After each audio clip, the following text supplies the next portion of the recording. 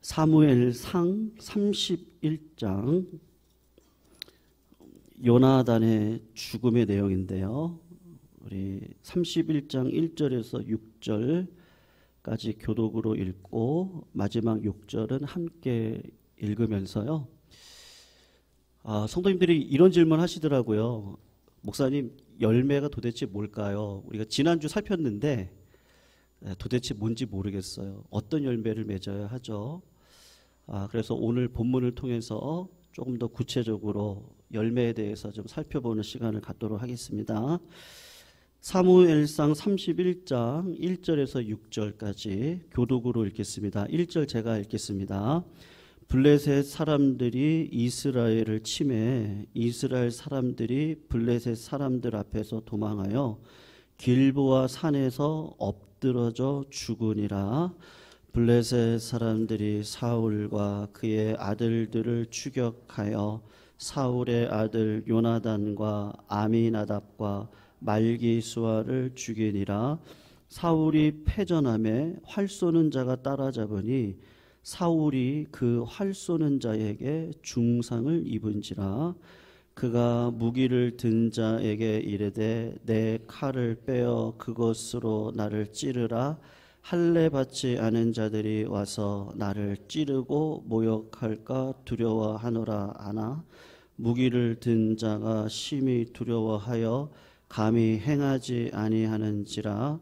이에 사울이 자기의 칼을 뽑아서 그 위에 엎드러짐에 무기를 든 자가 사울이 죽음을 보고 자기도 칼 위에 엎드러져 그와 함께 죽으니라. 같이 있습니다. 사울과 그의 세 아들과 무기를 든 자와 그의 모든 사람이 다 그날에 함께 죽었더라. 아멘. 사랑하는 성도님들, 오늘 본문을 보시면 요나단이 죽었는데 한번 생각을 해보세요. 요나단이 세상의 눈으로 볼 때 성공한 사람입니까? 아니면 실패한 사람일까요? 한번 생각을 해보시면 좋겠습니다. 세상이 생각하는 성공의 기준이 있고요. 하나님이 찾으시는 열매 맺는 백성의 기준이 있습니다.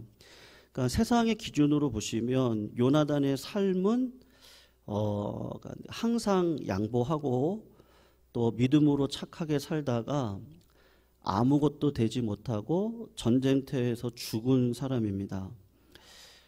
결국은 그 사울 왕의 장남이거든요. 그러니까 차기 왕의 조건을 충분히 갖춘 분이셨는데 왕이 되지 못했습니다.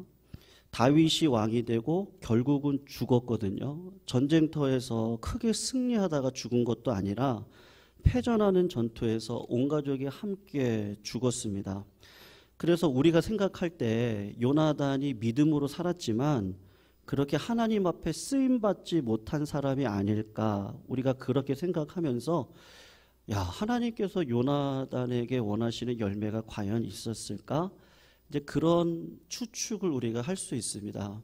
그런데 히브리서 11장을 보시면 하나님께서 좋아하시는 믿음의 사람들의 열매에 대한 이야기를 하시거든요. 거기를 보시면 유명한 사람들이 있습니다. 근데 우리는 거기에다가 눈이 현혹이 되기가 쉬운데 11장 그 중반절부터 마지막 절까지 보시면 하나님께서 찾는 열매의 사람에 대한 특징을 이야기를 하거든요. 제가 그냥 읽어드릴게요. 또 어떤 사람들은 더 좋은 부활을 얻고자 하여 심한 고문을 받되 구차히 풀려나기를 원하지 아니하였으며 또 어떤 사람은 조롱과 채찍질 뿐만 아니라 결박과 옥에 갇히는 시련도 받았으며 돌로 치는 것과 톱으로 켜는 것과 칼로 죽임을 당하고 양과 염소의 가죽을 입고 유리하고 궁핍하고 환난을 받았습니다. 그렇게 죽었다고 이야기를 하는데, 그런데 하나님께서 자랑스러운 사람들이 누굽니까? 그러면 히브리서 11장에서 사자를 이기기도 하고 나라를 이기기도 하고 모든 환난에서 승리한 사람들도 있습니다만, 똑같이 하나님께서 인정하시는 사람들 중에 대부분의 사람들이 어떤 사람들이라는 거예요. 세상에 볼 때는 아무것도 성취하지 못한 사람들일 수도 있습니다 라는 것을 히브리서 11장에서 하고 있는 거예요. 여러분, 같은 날에 사울왕이 죽었고 요나단이 죽었습니다. 그런데 성경의 평가는 사울왕의 죽음과 요나단의 죽음은 틀리다고 평가를 하고 있습니다. 정말로 옥토에 떨어진 씨와 같은, 하나님이 보실 때 요나단이 어떤 자냐 하면 믿음의 선한 싸움을 싸우고 달려갈 길을 마치고 하나님께서 원하시는 열매를 맺고 자기를 부인하고 한 알의 밀알이 땅에 떨어져 죽지 아니하면 열매를 맺을 수 없잖아요. 그런 땅에 떨어져 밀알과 같은 신앙을 보여줬던 자가 바로 요나단인 겁니다. 우리가 씨 뿌리는 비유를 살펴보았는데 좋은 땅의 특징이 뭐죠? 예수님이 이렇게 얘기하셨거든요. 좋은 땅에 있다는 것은 착하고 좋은 마음으로 말씀을 듣고 지키어, 특징이 있습니다. 인내로 결실하는 자라고 말씀하고 있는데, 착하고 좋은 마음은 어떤 마음입니까? 그냥 그 말씀 그대로 가지고 와서 보시면 하나님의 말씀을 듣고 그 말씀을 지키는 자가 마음이 착하고 좋은 사람입니다. 그런데 하나님의 말씀을 듣고 지키는 게 결코 쉽지 않습니다. 그렇기 때문에 그 말씀을 지키기 위해서 열매를 맺는 자의 특징이 뭐냐면 인내를 꼭 하고 있는 사람들입니다. 환난 중에도 시험 중에도 인내하면서 하나님께서 나를 두신 이 자리에서, 그 자리가 환난의 자리라고 할지라도 하나님의 말씀에 딱 붙어가지고 성령님께서 주시는 은혜를 가지고 이 땅을 살아가는 자를 열매 맺는 신앙인이라고 예수님이 말씀하셨습니다. 그렇다면요, 요나단에게 있어서 어려운 환난은 뭐겠어요? 요나단에게 있어서 제일 힘들게 하는 가시의 기운이 뭘까요? 누구라고 생각하세요? 제가 볼 때는 요나단의 아버지였던 사울 왕이었을 거라고 저는 생각을 합니다. 제가 어제 사무엘상을 다시 한번 천천히 읽어보았습니다. 그랬을 때 요거는 요나단에게 있어서 큰 상처가 될 만한 사건이구나 라는 것이 두 가지가 있었는데, 사울이 왕위로 즉위하고 난 다음에 블레셋 사람들이 벌떼와 같이 일어나가지고 이스라엘 백성들을 치려고 모였는데, 거기 성경에 보면 표현에 뭐라고 얘기하냐면 블레셋 사람들이 모래와 같이 많았다고 합니다. 여러분, 이스라엘 백성들이 이제 왕권으로 사울 왕을 세우고 이제 나라를 기틀하려고 하는데, 그때 블레셋이 공격을 해오는 거예요. 정비군으로 6,000명을 세웠거든요, 사울 왕이요. 그런데 블레셋의 그 모래와 같은 군대를 보고 이스라엘 백성들이, 죄송합니다, 3,000명인데 2,400명이 요단강 건너편으로 도망을 가고 600명만 남아있는 상황입니다. 그리고 사무엘이 부탁을 해요. 내가 올 때까지 절대로 전쟁을 시작하지도 말고 예배를 드리고 하나님의 성령을 받고 전쟁을 시작해야 된다. 그렇게 이야기를 했는데 사울 왕이 마음이 급해서 사무엘이 올 때까지 기다리지 않고 자기 마음대로 제사를 드리는 사건이 있었습니다. 당연히 하나님께서 이 전쟁에 개입하실 수 없고 승리를 이끌어 가실 수가 없어요. 왜냐하면 우리가 믿음으로 살지 않으니까요. 그래서 하나님이 역사를 안 하시고 블레셋 군인들에게 대패를 위해서 나아갑니다. 이스라엘 백성들이 도망을 갑니다. 근데 그때 요나단에게 다윗과 같은 믿음을 하나님이 주셔서 칼을 잡은 자기 수하의 병사한테 뭐라고 얘기를 하냐 하면 이렇게 얘기를 해요. 전쟁은 하나님께 속한 것이고 숫자가 많고 적음에 달려있는 것이 아니다. 하나님이 반드시 믿음으로 나아가는 자에게는 승리를 주실 것이다. 무슨 말이죠? 요나단이 하나님 앞에 말씀으로 씨름하는 삶 가운데 하나님이 그분에게 주신 말씀이에요. 하나님이 나한테 주신 분명한 말씀이라는 확신 속에서 우리가 믿음으로 나아가면 승리할 것이다. 그리고 막 승리를 하는 거예요. 두 사람이요. 블레셋 군대를 막 좌지우지하면서 소란을 일으키니까 이스라엘 도망갔던 이스라엘 백성들이 그걸 보고는 야, 하나님이 우리에게 승리를 주시는구나. 그리고는 막 달려들기 시작하는데 사울 왕이 그걸 몰랐어요. 내 아들 요나단 때문에 승리가 있다는 걸 모르고 하나님이 나에게 승리를 주시는구나 생각을 하고 이스라엘 백성들에게 맹세를 시키는데 전쟁이 끝날 때까지 밥을 먹어서도 안 된다. 물을 먹어서도 안 된다. 그렇게 맹세를 시킵니다. 근데 요나단이 그 이야기를 못 들었거든요. 왜냐하면 열심히 싸우고 있는 중이니까요. 근데 결국은 승리를 하게 됩니다. 누구 때문에요? 요나단 때문에 승리하게 되거든요. 그런데 사울 왕이 이렇게 얘기를 해요.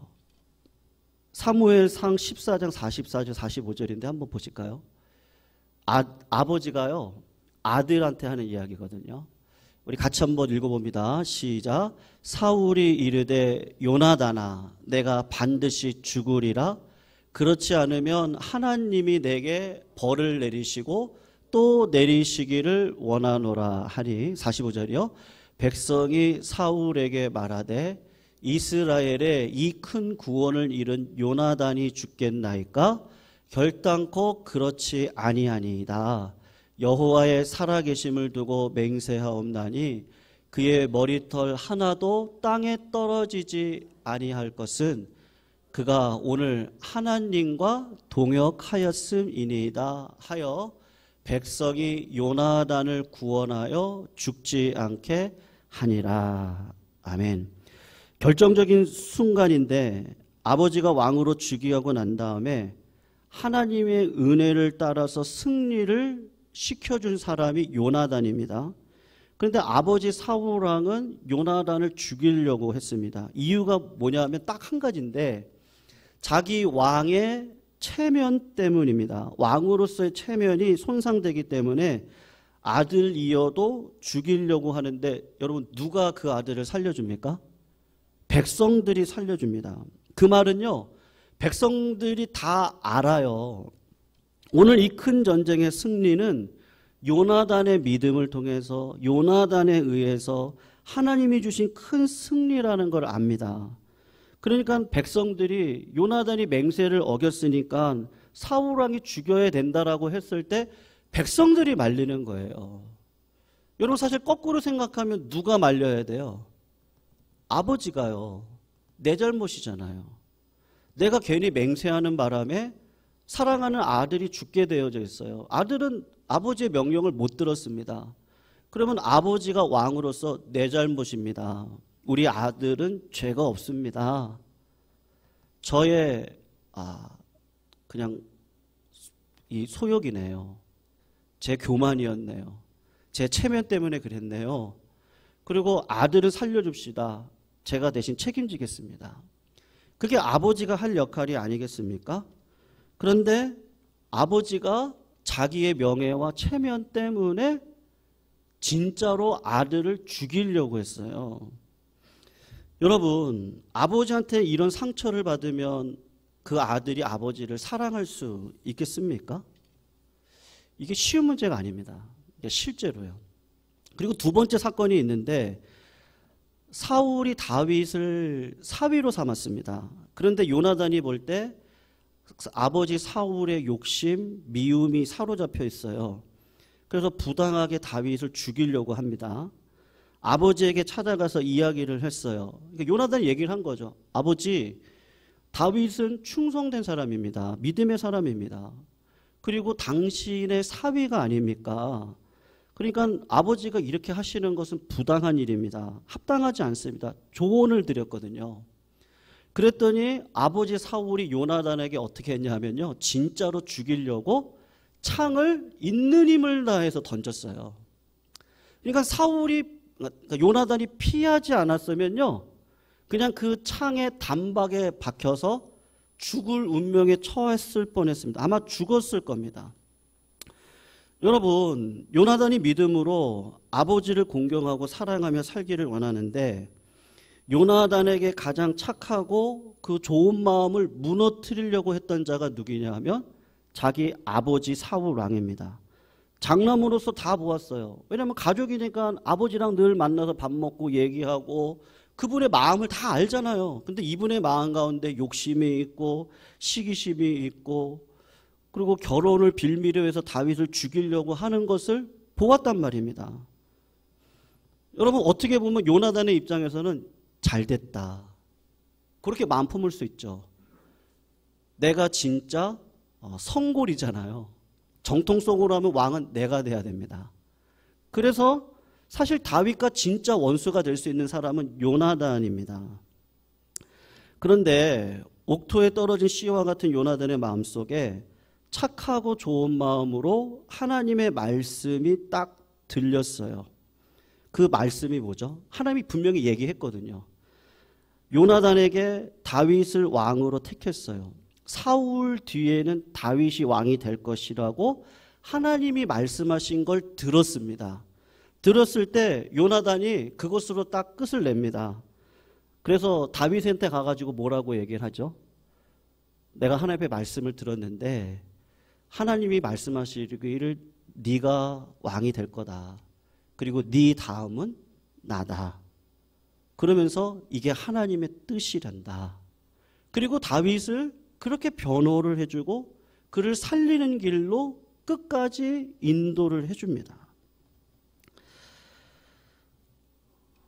저는 천국에 가면요 꼭 몇 명을 만나가지고 질문하고 싶은 사람이 몇 명 있거든요. 그 중에 베드로도 있고요, 사도 바울도 있고, 그 중에 한 명이 요나단인데 요나단한테 꼭 물어보고 싶어요. 그게 쉬웠을까요? 어떻다고 생각하십니까? 아버지가 당신을 죽이려고 창을 던졌어요.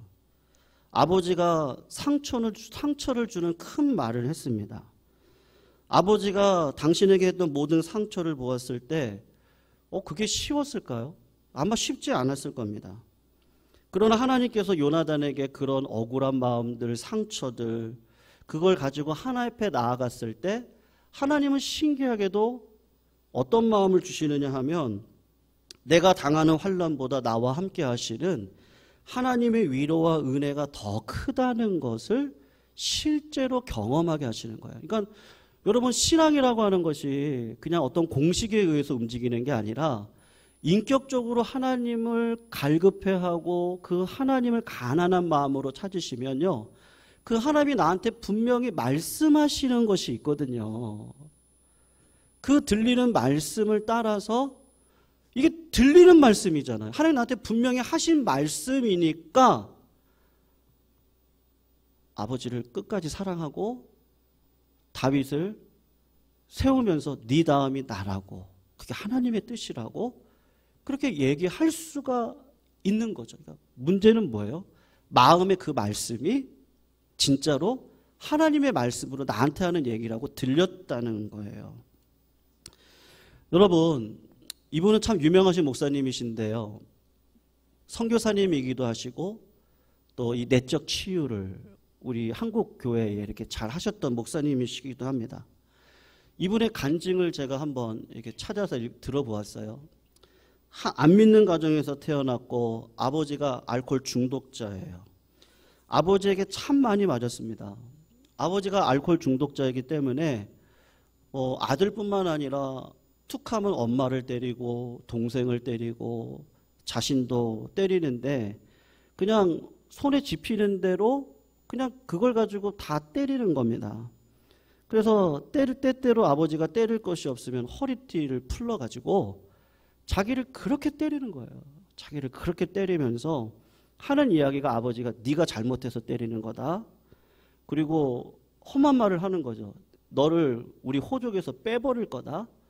그러면서 막 허리띠로 때리더래요. 엄청난 상처를 받았습니다. 이 목사님께서. 하나님에 대한 생각이 그렇게 형성이 되었어요. 자연스럽게. 그래서 하나님을 생각하면 잘못하면 채찍으로 나를 때리시는 분이라고, 조그만 죄를 범하더라도 하나님의 생명책에서 내 이름을 지워버릴 분이 하나님이라고 하는 그 생각이 목사님의 마음 가운데 늘 있었습니다. 그리고 목사님이 되셨어요. 근데 목회자가 되고 상담 사역을 하고 교회에서 목회를 하면서 그리고 교인들하고 치유 사역을 하는 가운데 갑자기 버떡 드는 생각이 뭐냐 하면 자기 마음 가운데 그 아버지를 향한 상처가 아직도 치유가 되지 않고 있는 것을 발견을 했어요. 하나님이 말씀 가운데 그걸 깨닫게 해주셨다고 이야기를 하시더라고요.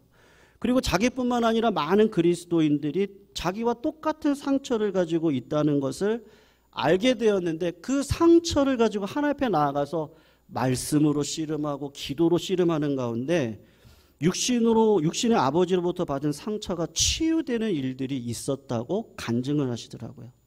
그래서 하는 얘기가 뭐냐면요. 말씀을 곰곰이 생각을 해봤다는 거예요. 그런데 육신의 아버지와 영적인 아버지의 공통점이 있더래요.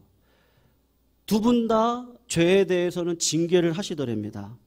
그런데 성경을 읽어보니까 육신의 아버지와 하나님 아버지의 차이점을 발견하게 되었는데 육신의 아버지는 내가 맞을 짓을 해서 내가 때린다.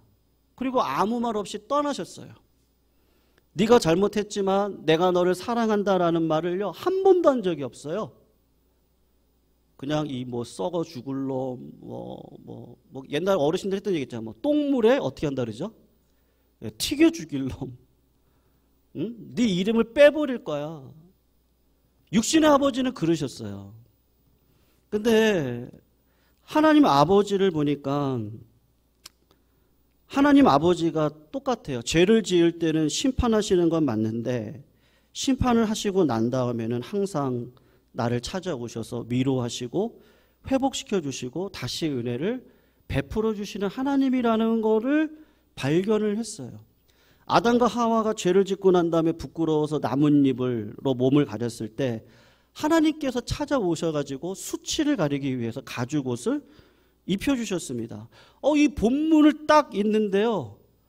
그렇게 막 눈물이 그냥 철철 쏟아지더래요. 우리 진짜 하나님 아버지는 이런 분이시구나. 육신의 아버지라는 건 정말 틀리신 분이시구나. 그리고 에덴 동산의 사건을 다시 보는데 또 마음이 울컥 하면서 눈물이 그냥 펑펑 쏟아지더래요. 왜냐하면 하나님이 죄악으로 인해서 아담과 하와를 에덴에서 쫓아내셨는데 그러면 하나님은 어떻게 계셨지? 갑자기 그런 생각이 들어서 본문 말씀을 자세히 읽어보는데 여러분 하나님이 어디로 가셨어요? 에덴에 계시지 않고 아담과 하와를 쫓아서 따라오셨죠. 그리고 신약으로 가서 말씀은 있는데 성령 하나님이 내 마음에 있다고 하는 그 본문이 하나님이 나와 함께 하시는 거구나. 그 본문 앞에 또 마음이 울컥하더래요.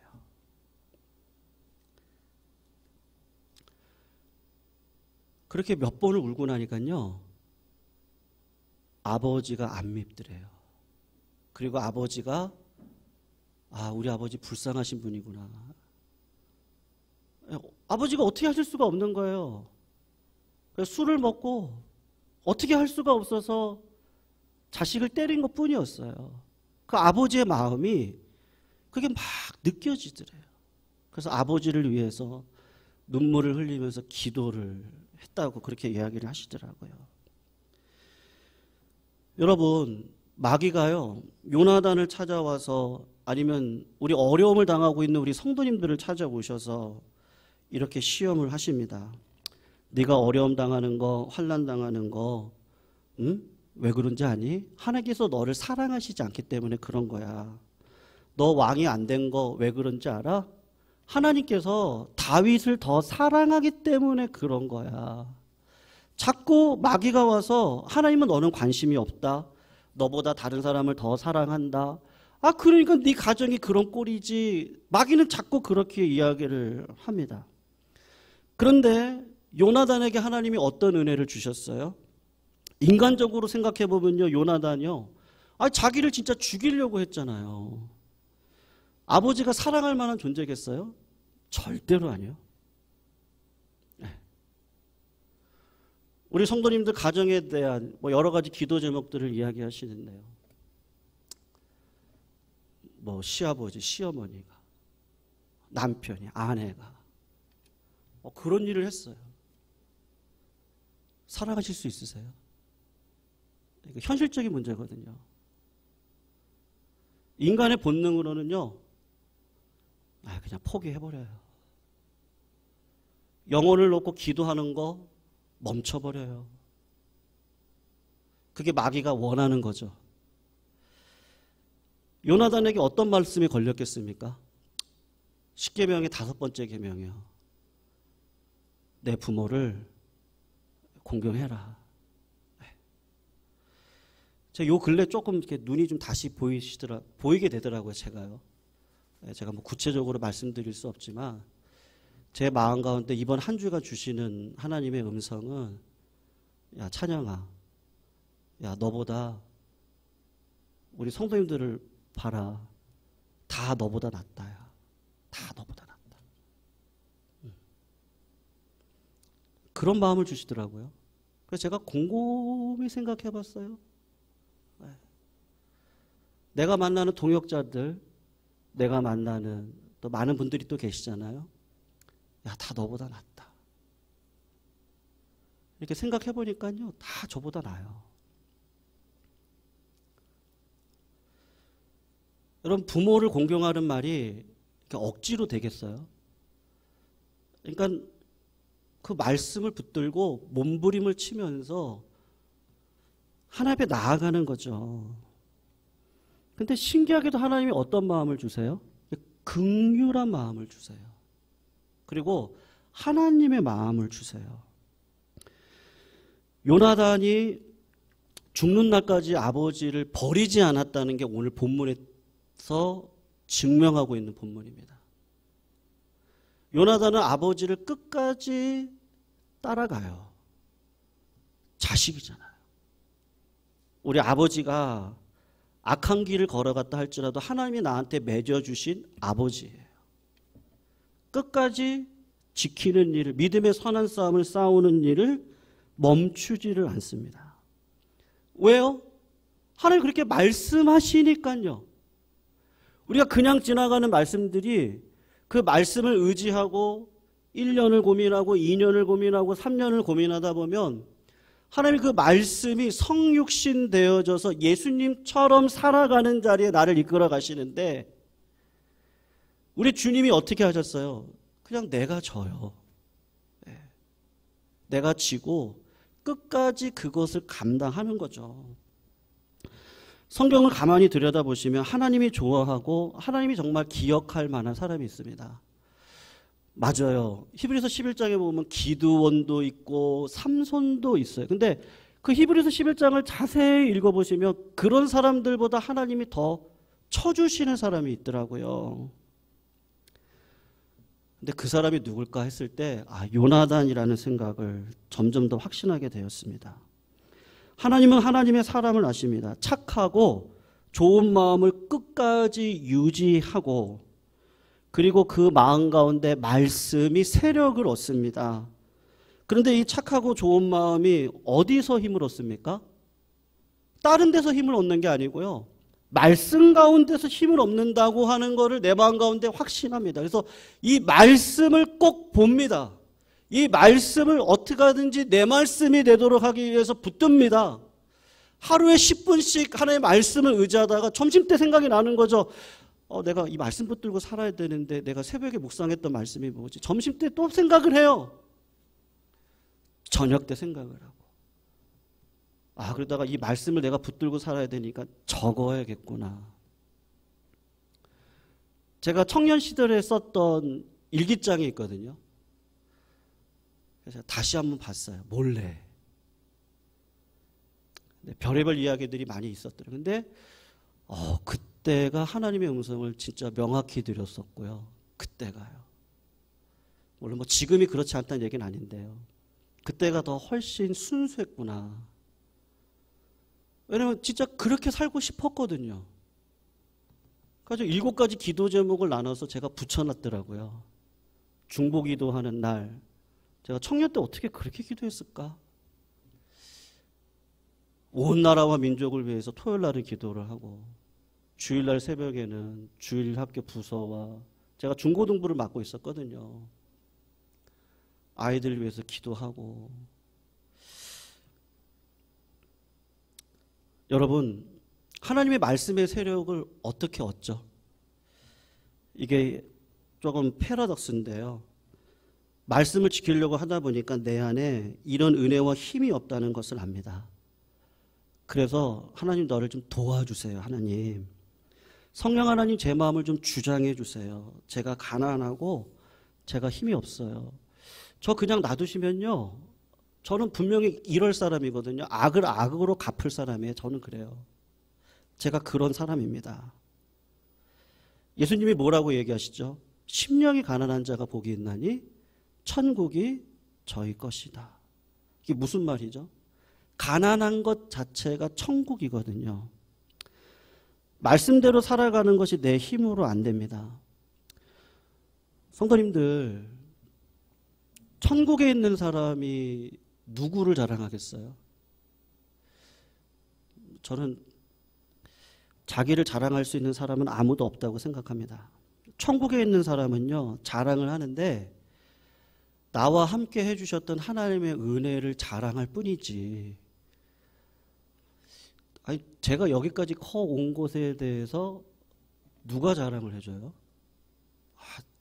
제가 잘나서 그랬어요? 아니잖아요. 부모님이 나를 낳아주셨고 부모님이 나를 끌어오셨고, 제가 어떻게 설교를 하고 있습니까? 성도님들이 한 분도 안 계세요, 이 자리에. 그리고 제가 설교를 아주 멋들어지게 해보세요. 미친 사람 아닙니까? 성도님들이 계시니까 저도 있는 거죠. 사무엘서 전체를 통해서 하나님의 마음에 합한 자는 요나단입니다. 요나단은 참 대단한 사람입니다. 아버지를 사랑하는데 아버지의 길로는 가지 않아요. 그리고 아버지한테 믿음의 사람이 어떤 사람인지를 삶으로 보여줍니다. 부모와 자식 간에 원수 맺는 사람이 얼마나 많아요. 그런데 하나님이 공경하라고 했으니까 저는 하나님의 말씀을 따라서 공경합니다. 하나님이 다윗이 왕이 된다고 하니까 하나님, 그러면 저에게 주신 사명은 이 사명이네요. 제가 아버지 구원시켜야죠. 그래서 어떻게 하는 거예요? 끝까지 아버지와 함께 했어요. 뭐가 열배죠, 성도님들? 그냥 말씀이 나에게 들려졌어요. 이거 하나님의 말씀이구나. 나한테 하시는 거구나. 그리고 그 말씀대로 살아가는데 내가 부인되어져야 되고 미랄과 같이 썩어야 돼요. 하나님은 꼭 그런 자리로 우리를 불러주세요. 부자 청년 생각해 보세요. 잎이 무성했어요. 하나님을 찾는 것처럼 보였어요. 그래서 하나님이 어떻게 하시죠? 너를 부인하고 나를 따라라. 사울왕도 마찬가지죠. 하나님 앞에 처음에는 겸손한 자였어요. 하나님 왕으로 삼아주셨어요. 그건 무성한 가지일 뿐이에요. 하나님이 요구하시는 게 있었어요. 진멸해라. 사무엘을 통해서 요구하셨던 것이 있었어요. 내가 오기까지는 절대로 예배를 드리지 않고는 나가지 마십시오. 하나님이 요구하시는 거거든요. 그때 요구하시는 열매들이 있거든요. 순종의 열매, 믿음의 열매가 있거든요. 근데 사울왕은 그렇게 하지 못했어요. 근데 누구는 그렇게 했어요? 요나단은요. 그래서 저는 요나단이요, 숨겨진 보석과 같은 믿음의 백성이라는 생각이 들더라고요. 그래서 히브리서 말씀에 있는 것처럼 톱에 잘라가지고 죽임을 당하는 자도 있고요. 기름에 튀겨서 죽는 자도 있고, 평생을요, 양과 염소의 가죽을 입고 평생을 그냥 환난과 고통 속에 살아가는 분들도 있는데, 그분들의 특징이 뭐예요? 하나님께서 원하시는 열매, 그 열매는 다른 게 아니고, 오늘 말씀을 딱 들으셨어요. 그런데 하나님이 나한테 주시는 말씀이 이건가? 그걸 자꾸 확인해 보시면서 이렇게 하라고 하는 거구나. 그거를 한 걸음 한 걸음, 10년, 20년, 언제까지요? 죽을 때까지요. 요나단처럼 죽을 때까지요. 아버지를 내가 구원시키겠다고 하는 마음으로 나를 죽이려고 하는 아버지를 떠나지 않고 그 아버지를 향해 기도하는 그 마음이요. 그래서 성도님들 제가 묻습니다. 정말 타인을 향해서 눈물을 흘리면서 기도해 보셨던 적이 있으세요? 원수를 향해서요. 그런 일이 저희 가운데 꼭 있으셔야 됩니다. 그 예수 그리스도의 흔적을 저희가 갖고 살아갈 때 하나님께서 그러한 백성들을 왜 안 쓰시겠어요? 문제는 뭐죠? 자꾸 이렇게 무성함만 자랑을 하니까 하나님이 열매를 보시는데 열매가 없는데 어떻게 쓰시겠어요? 그래서 사랑하는 성도님들, 이 신앙이 결코 쉬운 길은 아닙니다. 그런데 어떤 목회자 선배님이 저한테 그런 얘기 하셨거든요. 목회가 쉬우려면 정말 쉽고 어려우려면요 정말 어려워요. 여러분 신앙생활도 마찬가지거든요. 신앙생활이요 기쁘려면요 정말 기뻐요. 근데 재미없잖아요. 한없이 재미없어요. 그 핵심이 뭐죠? 하나님이 하시면요 정말 재밌어요. 고난 가운데 있어도요, 하나님이 주신 말씀이 이렇게 디테일하게 이루어가는 걸 보면요, 진짜 하나님이 하시는구나. 근데 그것을 못 들으면요, 내 힘으로 하니까 힘들어요. 맨날 고민해야 돼요. 또 맨날 또 계획을 또 짜야 돼요. 다시 봐야 돼요. 하나님께서 원하시는 열매를 맺고 걸어가면 그런 일은 절대 없어요. 성도님들, 그런 믿음의 자리에 서시기를 주님의 이름으로 축원합니다. 그래서요, 우리 주님 말씀하셨잖아요. 악을 악으로 갚지 말고 선으로 갚아라. 이것도 내 힘으로 안 됩니다. 그 말씀을 1년, 2년 계속 묵상하면서 몸부림치다 보면 그 악한 자를 위해서 눈물을 뿌리고 그의 구원을 위해 내가 썩어져가는 미랄이 되는 은혜의 길을요 걸어가는 걸 하나님 보실 때 잘했다 야 너 잘했다 너 작은 일에 야 잘했다 야 하나님은 그거 보시죠. 우리 말씀 생각하시면서요 찬송가 491장입니다. 저 높은 곳을 향하여 날마다 나아갑니다.